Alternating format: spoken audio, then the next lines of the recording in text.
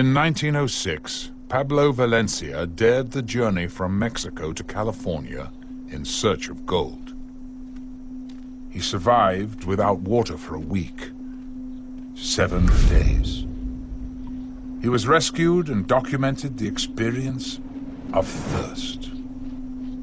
Saliva becomes thick. A lump seems to form in the throat. The tongue swells so large that it squeezes past the jaws. The throat so swollen that breathing becomes difficult, creating a terrifying sense of drowning. The face feels full due to the shrinking of the skin. Many people begin to hallucinate. The eyelids crack, and the eyeballs begin to weep tears of blood. When Pablo Valencia was found, his skin was like purplish-gray leather, scratched but with no traces of blood. His lips had disappeared as if amputated. His nose withered to half its length. His eyes trapped in a winkless stare. This is not a film about saving the environment. It's a film about saving ourselves.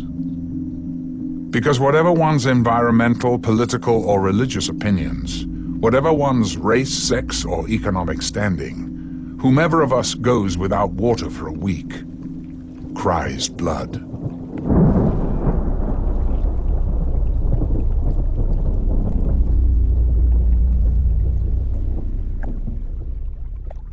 There is always a lot of focus on, well, what's the environmental impact? And that's a perfectly valid issue and concern. The abuse of water and the taking of excessive water, diminishing flows and levels, can destroy the sustainability of ecosystems. But we can't, in the name of preventing environmental impacts, there's a mentality that says, well, as long as we're not causing any significant impacts, we should be able to use the water any way we want, including selling it, exporting it for private gain of a few. When it's all said and done, people need water to survive. That's what the bottom line is. When we search the universe for life, we search for water. Because it is only from liquid water that all known forms of life exist.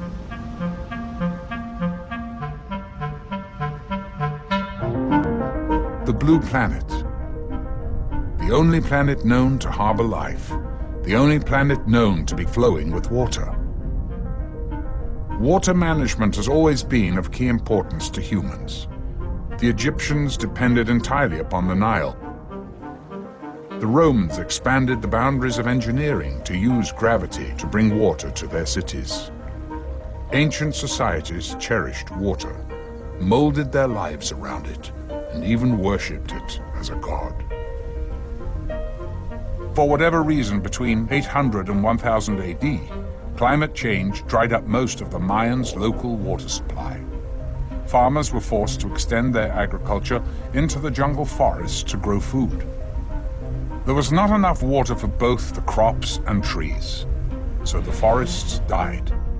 The soil eroded, air humidity decreased, food decreased. Mayan leaders prayed to the god of rain, but the regular rain season brought little water. The hydrologic cycle was damaged. Life in the cities became less civilized, as the main focus of Mayan life became providing food and water.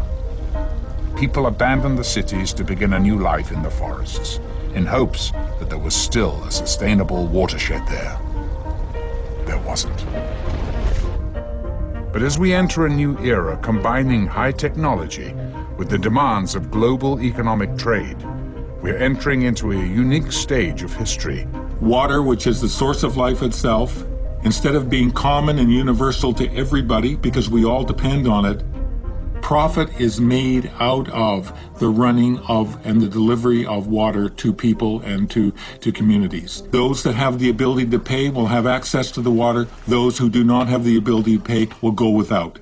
And therefore, it's a life and death situation in the final analysis on the basis of profit.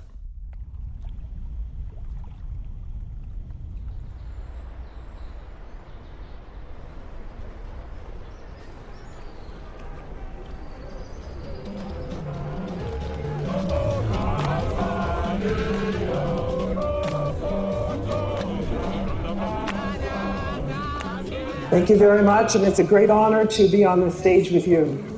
I want to talk, comrades and friends, about a global water crisis in which we know that the world is actually running out of water. And that wasn't supposed to happen. It wasn't supposed to be able to happen because we were all taught back in, I don't know, grade 3 or 6 or whatever, that there's a cycle. When it rains, the water falls from the clouds down all the way to the ground. It soaks into the ground and then the grass and trees grow. Sometimes there's so much water underground that lakes and rivers just pop up, like when you squeeze a box of apple juice. The rivers carry the water back to the ocean. Inside the ocean, the water floats up to the sky as clouds again. Then the wind pushes the clouds towards the land and it rains again. This all happens over and over, forever and ever.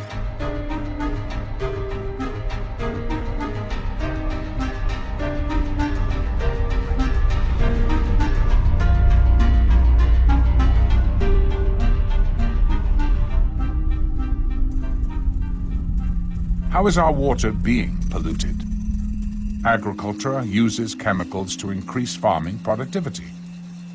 Ironically, implemented to counter a diminishing water supply, these chemicals pollute the groundwater. Automobile gas emissions pollute the clouds. But perhaps the most damaging culprit is industry. Water pollution has been linked to the rising miscarriage rates in women, lower sperm counts in men, and it is so globally severe that the Malaysian government proposed the death penalty for anyone caught contaminating water. This is the most polluted river in the United States. There's active polio, tuberculosis, hepatitis. Well, we try and reason with the aliens and, tell them what's in the water and try and get them out. None of the agents are going to get in that water to get any of these aliens. They're just contaminated. We have a gate that we deploy across the river down the ways a little bit, and we'll deploy that gate, and then they'll all pretty much go back into Mexico. We already have a battery of shots that we take here at the local hospital. It's about 18 different shots for if any agent falls in that water to keep from contracting something. What we saw today was a river of human sewage. The water smells like nothing you could ever imagine, as much as 25,000 liters per second flow. Pasan los desechos de los hospitales, de las escuelas, de todo lo que ocurre en la ciudad que descarga el agua en el drenaje profundo viene a dar por aquí. Salen incluso pedazos de manos, a veces de los hospitales, desechos, alguno que otro feto pasa por aquí, perros muertos. It goes into the northeast where people grow crops that later on are sold in the Mexico City market. So we are being poisoned. Our wastewater is returning to us in the form of food. When you look into the rivers, you can see bubbles. That means that the rivers are losing oxygen. Contamination and pollution of the water systems is creating cholera, and water diseases are killing more children today than malaria or AIDS or even wars themselves. And the wetlands would normally have been a process whereby there would have been some cleansing of that taking place. It goes through the wetlands and it comes out more purified into the river systems, etc. But what happens when the wetlands are destroyed, where we poison a certain amount of water that can never really be fully recycled? What we now know is that we are polluting and depleting this finite stock of fresh water so fast that we're now mining the groundwater faster than it can be replenished. It rains. The water hits the ground and percolates into the soil, collecting underground into what are known as aquifers or groundwater. But how much of our finite supply of water is underground? We can only estimate, as there is no reliable method to accurately measure, which is why our growing dependency on groundwater is such an urgent concern. The fabled Atlantis in the Middle East had a real city attached to it. It was called Ubar. It disappeared and no one could figure out what happened. And then some archaeologists found it. And What they realized is it collapsed into the desert sand from groundwater pumping. Not only could it happen, it is happening today in Florida. Giant sinkholes have emerged, all of a sudden just big cavities in the ground opening up. The effects are not always evident, as with a sinkhole or lost city. Entire regions can slowly and evenly sink as a watershed is depleted. Perfect example is where Mexico City is now. It was once an oasis of water. When the Spanish came, they didn't want their new city to look like Venice. They wanted it to look like Madrid. And they used slave labor to cut down all the trees that would protect the water sources and to dredge the water systems. And what happened was that they just destroyed the water table. And of course, that was one thing when there were 10,000 people living there. It's another when there are, maybe 25 million. They've taken the rest of the water underneath the city. The city is literally sinking in on itself, and these great big churches are beginning to, go sideways. And Mexico is having to go further and further and further away from its local water sources, because there aren't any left, to find water. Human ingenuity has found out ways to get water from beneath the surface of the earth for thousands of years. What's changed, though, is the technology. We now pump approximately 30 billion gallons of groundwater every day.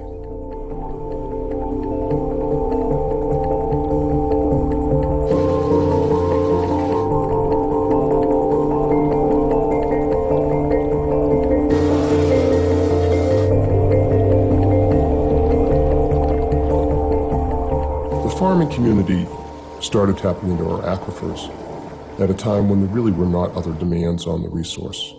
The way that the law works is that they're allowed to use limitless quantities. And then the added kicker is that the law said, if you don't use it, if you don't divert all of this water, you may lose your water right. So with that scenario, it doesn't encourage conservation of water. I mean, why am I going to go ahead and quit pumping to save water and lose everything? So then a guy like me who may want to quit pumping to quit depleting the aquifer, I have to keep pumping in order to keep my water rights. When we pump water for such irrigation, some of it percolates back into the ground, which is called recharge or return flows. So long as we pump no more than what is recharged, we are using the groundwater sustainably. The problem is that we're pumping up to 15 times more water from the ground than is returning back into it, creating a global crisis. One thing that most people don't know is that the world is desertifying very quickly. We are becoming a desert in many places. Our soil is eroding, simply meaning that overgrazing, winds, and flooding damage the top layer of Earth, essentially hardening it to the point that rainwater cannot easily soak into the ground.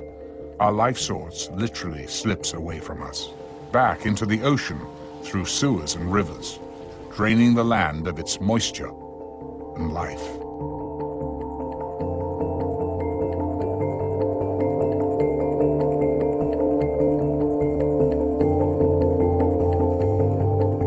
Że krajina, którą człowiek wysuszuje, zamieni ze zelenej na żółtą, a výsledkom potom je, że wszystka woda jest skumulowana w oceanie. Extreme weather, a world of hurricanes and violent storms over the ocean, while the interior land receives less and less rain, or violent, harsh storms that simply erode the land more.